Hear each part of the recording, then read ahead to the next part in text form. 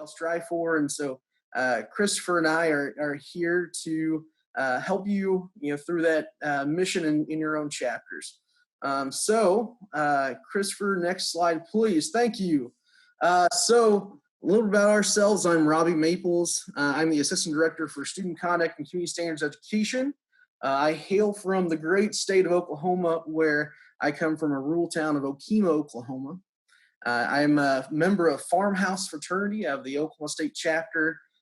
Did grad school at the University of Arkansas. I learned about Sigma Tau Gamma when I was working for Farmhouse Fraternity as a consultant. When y'all are headquartered just down the road from us in Kansas City, over at UCM. So I'm so proud to be a friend of Sigma Tau Gamma. Christopher, take it away, sir. Tell us a little about yourself. Good evening, everybody. My name is Christopher Miofsky. I have the pleasure of serving as the Assistant Director of Student Involvement and Development at Washburn University in the major metropolitan Topeka, Kansas area. I hail from St. Louis, Missouri. Go Cardinals, go Blues, don't at me. I did my undergrad at Southern Illinois University, Edwardsville, graduate school at the University of Missouri, St. Louis. I am a member of Delta Lambda Phi Fraternity, and I became a friend of Sigma Tau Gamma when we were looking to bring fraternity and sorority life for the very first time to Lindenwood, Belleville. And so that was my first foray into working with your fantastic organization.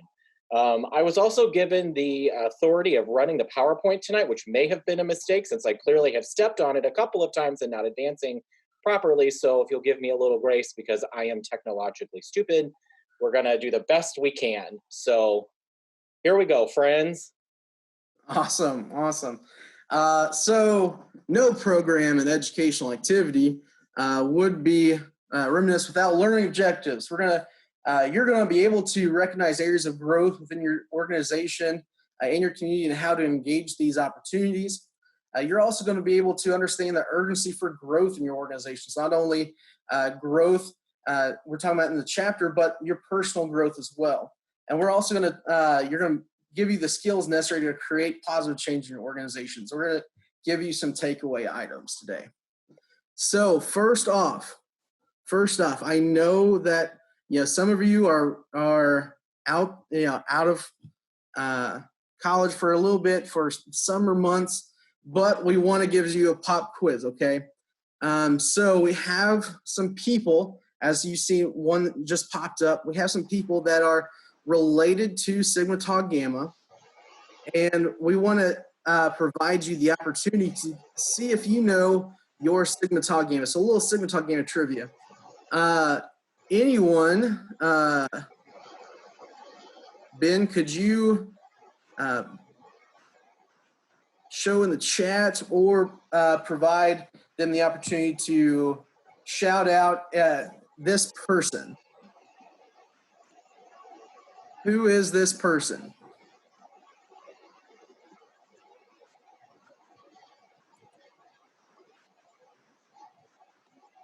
Leland Hoback. Leland Hoback. Ha-ha! Good job. Founder of Sigma Tau Gamma, one of the founders. Awesome. Christopher, anyone want to take a guess? You might have it in the back. Is that Link? Yeah. Do you know the name? Yeah, John Jack Link. Jack Link, yeah. Yeah, he was the founder of Jack Link Jerky from Wisconsin Stout. Awesome. How about this guy?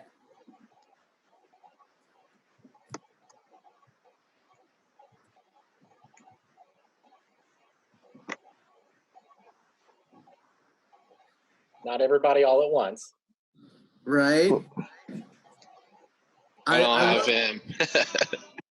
I will give you a hint. He is a founder. Thomas, say that again. Oh, I was saying I don't have him. I've been keeping up with the Sigma Tau Gamma sharing the founders this past week. Is it William or BW?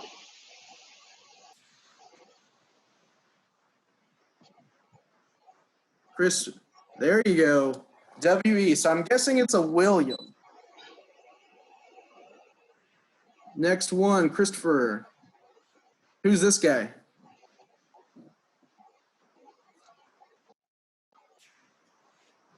He is NFL affiliated.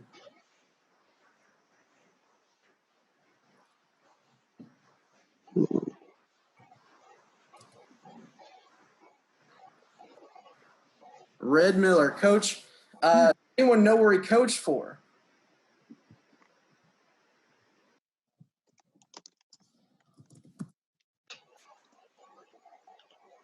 Western Illinois. He went to school, Western Illinois. He was the NFL coach for the Denver Broncos. We have any Broncos fans in the house?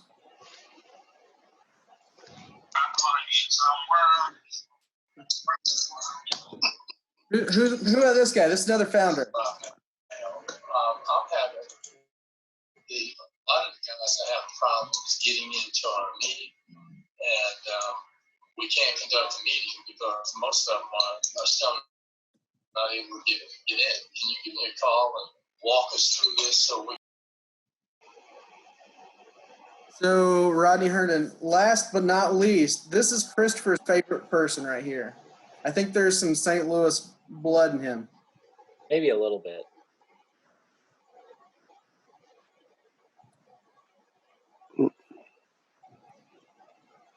Christopher, I'm going to let you introduce this guy right here. Nobody? Is that Stan Musial? There it is. Thank you. Stan Musial? I murdered his last name, but Nope. Yeah, that's what it was. Stan the Man Musial. I'll say we have a There's a scholarship. bridge named after him in St. Louis. Oh, cool.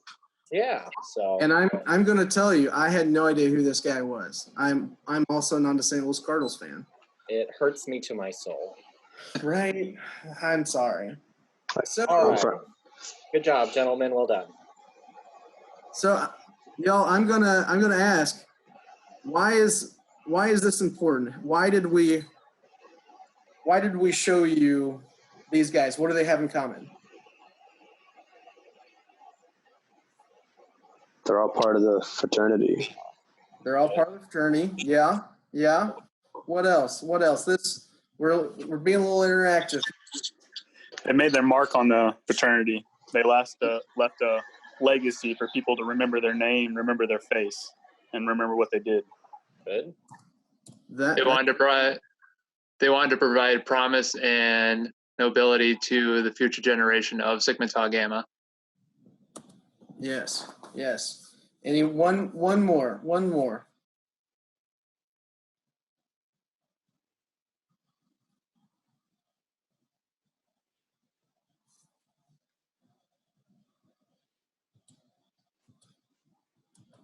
What is one more thing that they have in common?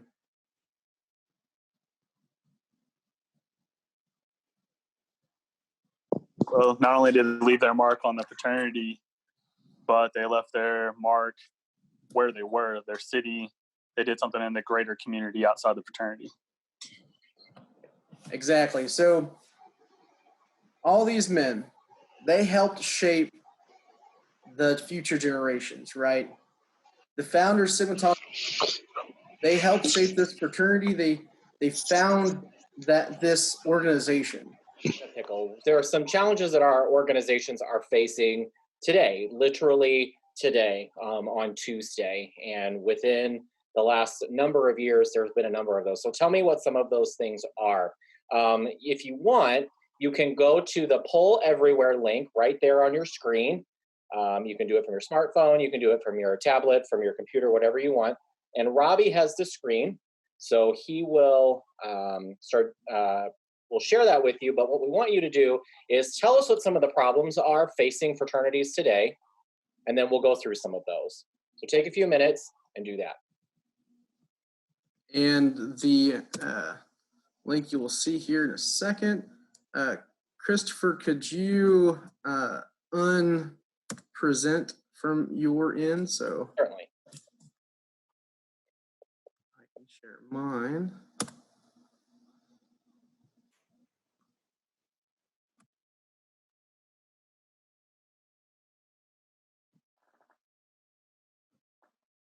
Again, what are the problems fraternities face today?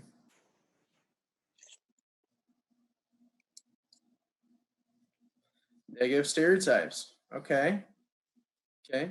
Only parties mess around.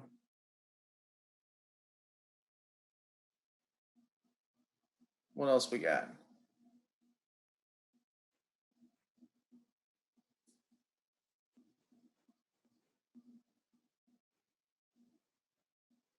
I know that's not the only one. There we go. Relevance.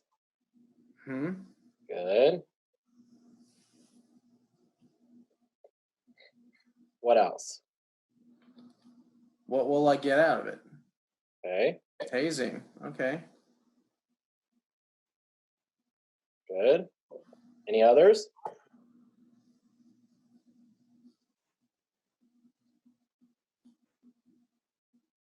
Alcohol abuse and drug abuse, attention, initiative, paying for friends.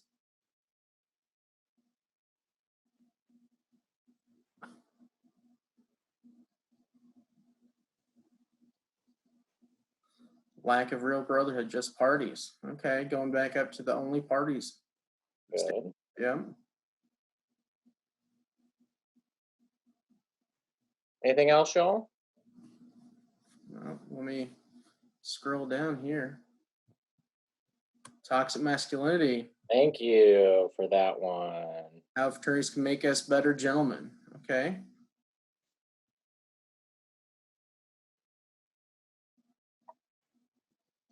Great.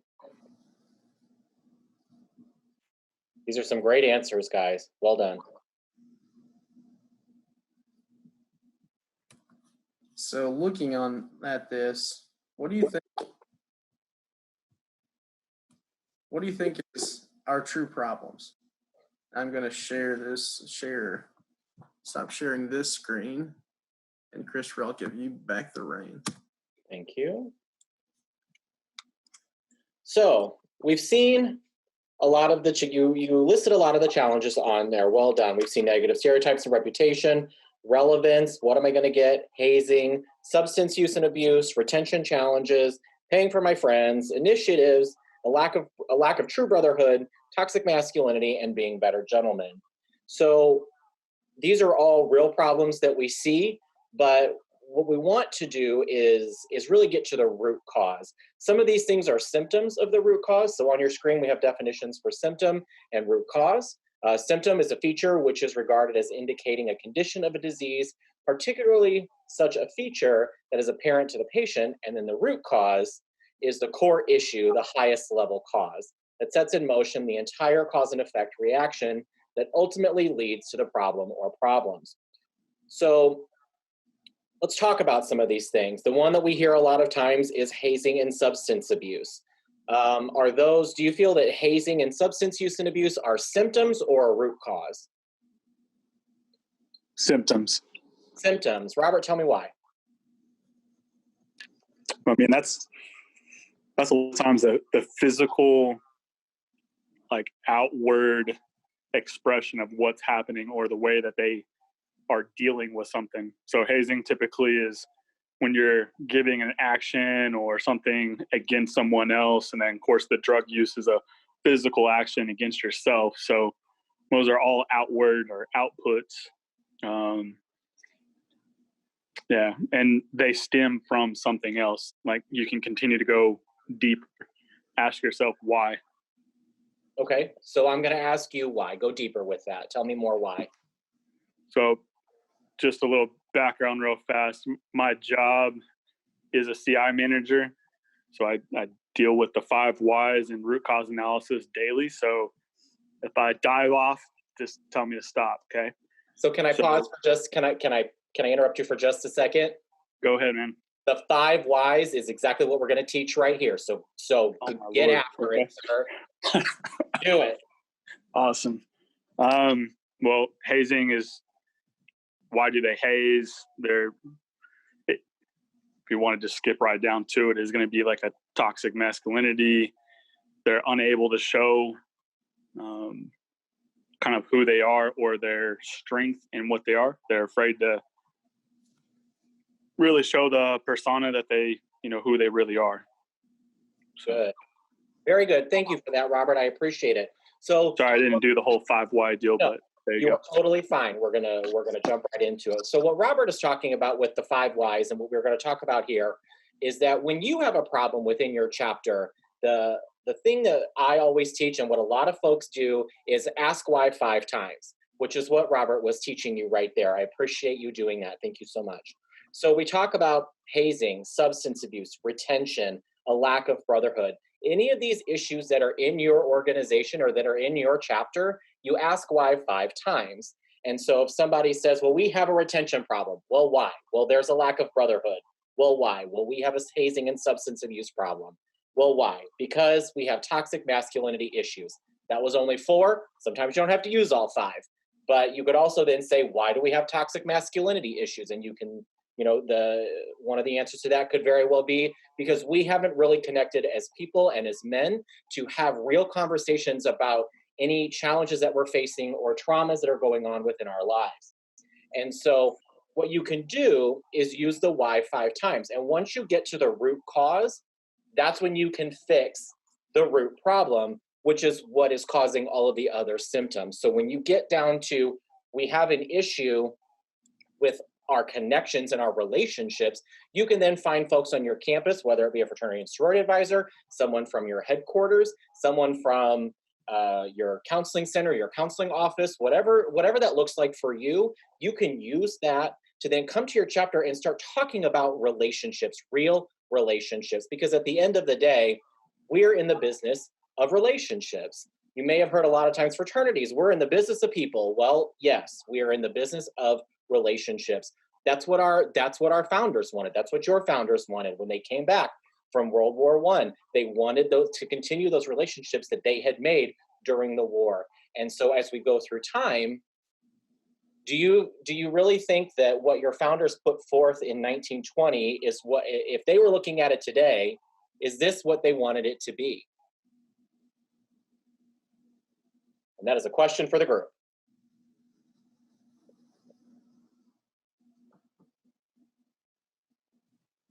I think definitely at the national level for sure. I think there's individual areas of growth that each campus and or chapter has.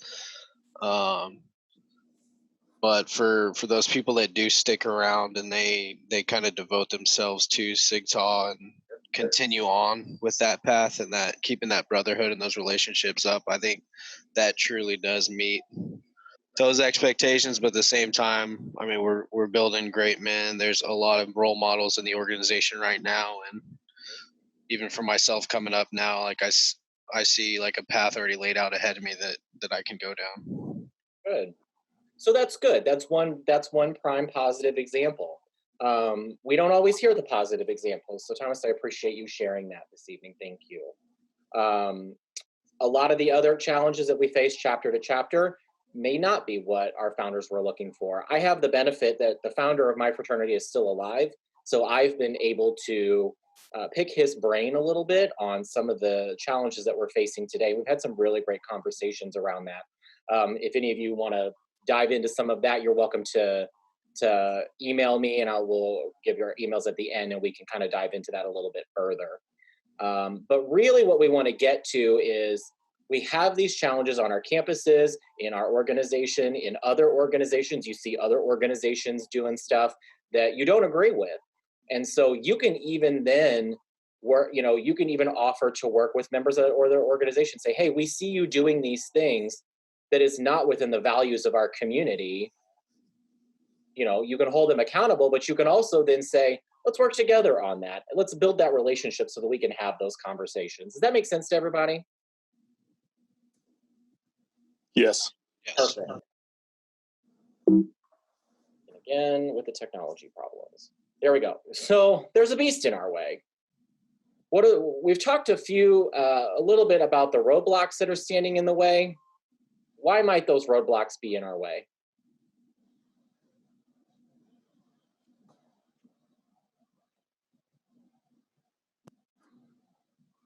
I think one big one would be like lack of support. Like if there's an issue in the chapter and that's something you want to tackle, or even in the FSL community, if there's not that support, you feel like for your membership, maybe that idea doesn't come to surface or fruition. Okay. Can you go a little bit further with that? So give me an example. So I guess a good restriction I would say is, so like the coronavirus and everything happening now. Like if we hold events or do parties or something like that,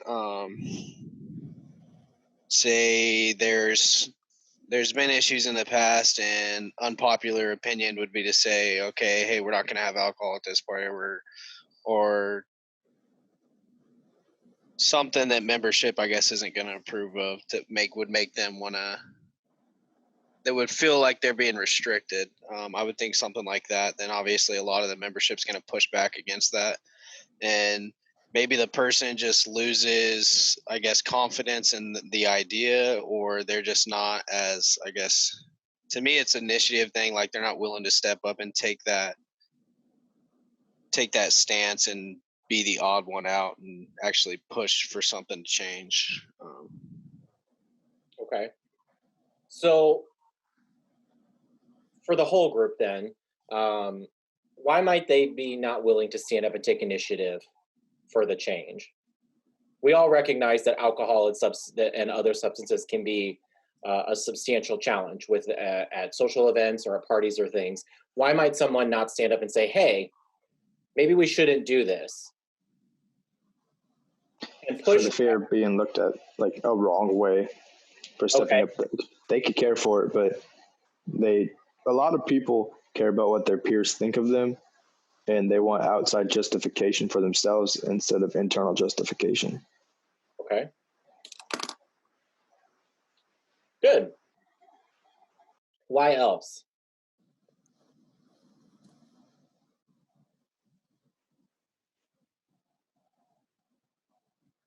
Could it be possible that they just don't know how to do that? Is that a possibility, maybe? Definitely. Great. So there are resources on your campus that will help you with those conversations. And one of those resources is going to be your fraternity and sorority advisor. I am the first person to always scream about having a good relationship with your fraternity and sorority life office advisor, whomever that person is. They are absolutely, that's part of my job, is to help our chapters have those conversations. So please use whomever that person is. Hey, Christopher, we have a couple of questions. Certainly. Robert, go ahead. Oh, no, I was just going to say earlier when we were talking about the roadblock portion, I just wanted to make a comment. It's a lack of agility to change. It's a lack of responsiveness to, really the ongoing change between generation to generation. I mean, I'm 37, the guys in the active chapter, 18 to 20. I mean, there's a large enough gap to where things that I did in the chapter in 2002 to 2020 are dramatically different. So I think it's agility. So that's fair. Hopefully that makes sense. Yeah. Thank you. And Eric?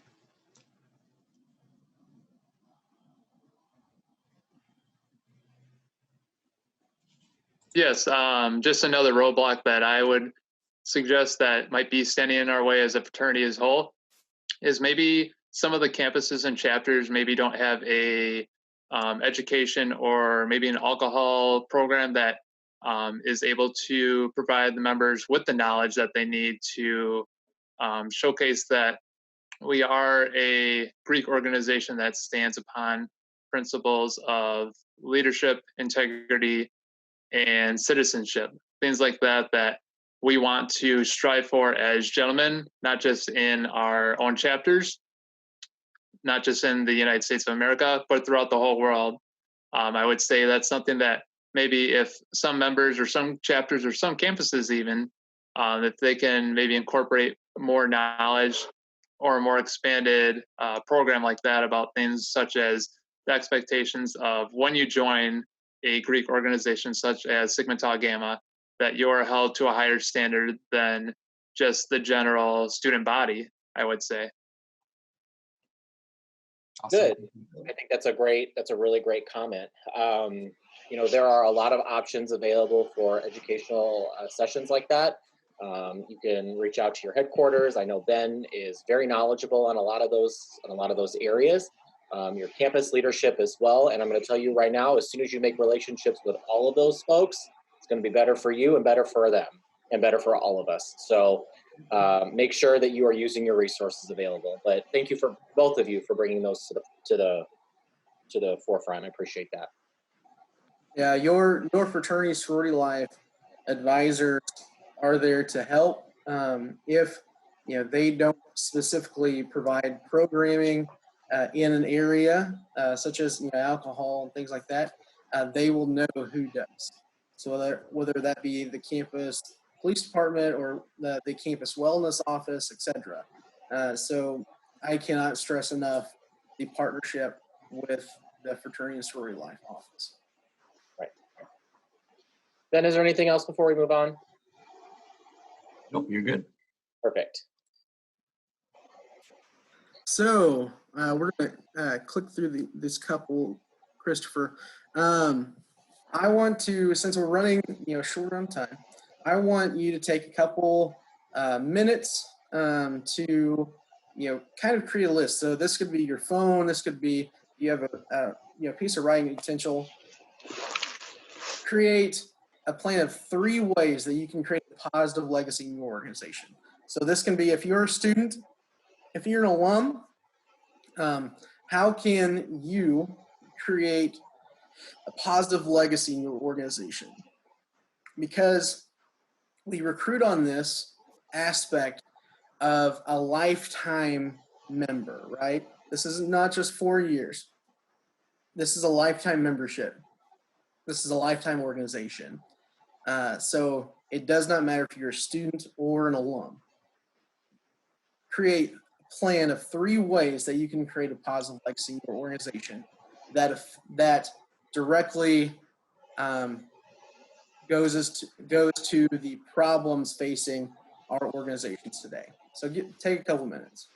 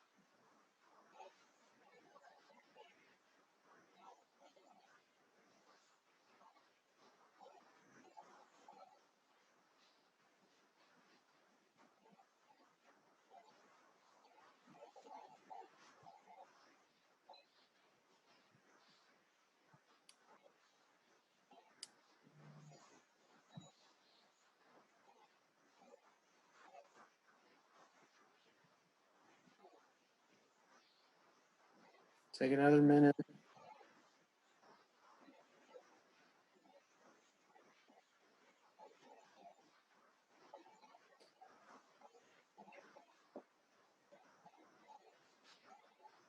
Okay, so let's take a minute or two. What anybody would like to share one thing that they listed they can do to create that positive legacy?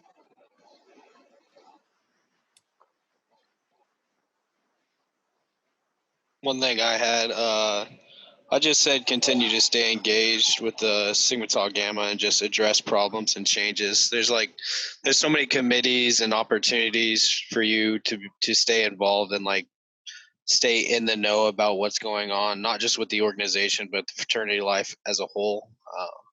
And if you are there actually working in I guess if you're like what I think of is when like I'm right now with Ben, I'm on the ritual committee and the new member education committee, but like obviously times change, attitudes change, and mindsets change. So like we have to change with those times and continue to provide a positive, I guess, a positive opportunity for those, because obviously it's not going to be the same as it was back then. So like when those opportunities present themselves, just stay engaged and stay a part of that and keep moving forward with them and help them with that when you can. Awesome. Thank you, Thomas. One more.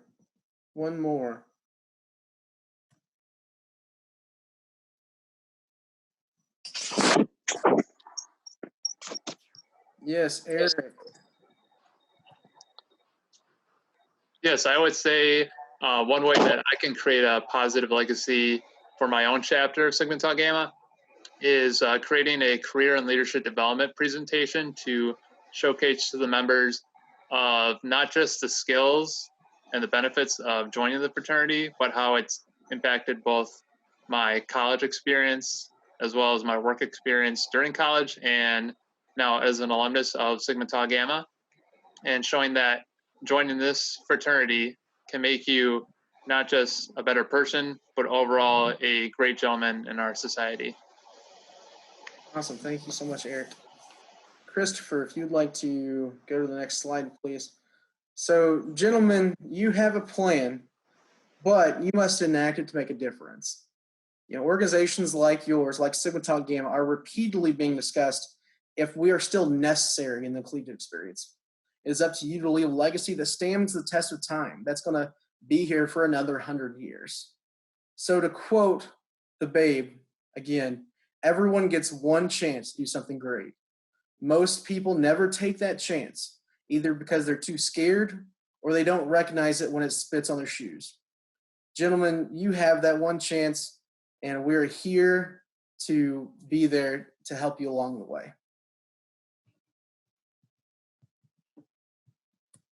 So from myself and Christopher, here's our contact information. I'm going to talk about talk from myself. Christopher, you can say the same. But you know, if you ever need anything, even though I'm at the University of Kansas, I used to work for my headquarters. Been to a lot of your campuses where your chapters are at. Use me as a resource. If you want to just talk, chat, talk about ideas, I'm here to help. So this is my work email and office number as well. Same for me. If you need anything, please feel free to reach out. Both Robbie and I have been doing this work for quite a long time, as well as your headquarters staff. So we are all here. At the end of the day, we're all here to help you get better. I joke that I say one day this is going to come back to bite me, but to an extent, we work for you. Tell us what you need, and we will try and provide it. Tell us what you're wanting, and we will try and provide it. And if you just need to let it out, that you just need to let it. I was a chapter president myself, and I know there were times where I just wanted to call someone and say, I hate my chapter and I hate everything. Please feel free to use us as those people too. That is okay. And we will help you with those in those times so that we can help you with making your chapter and your organization better.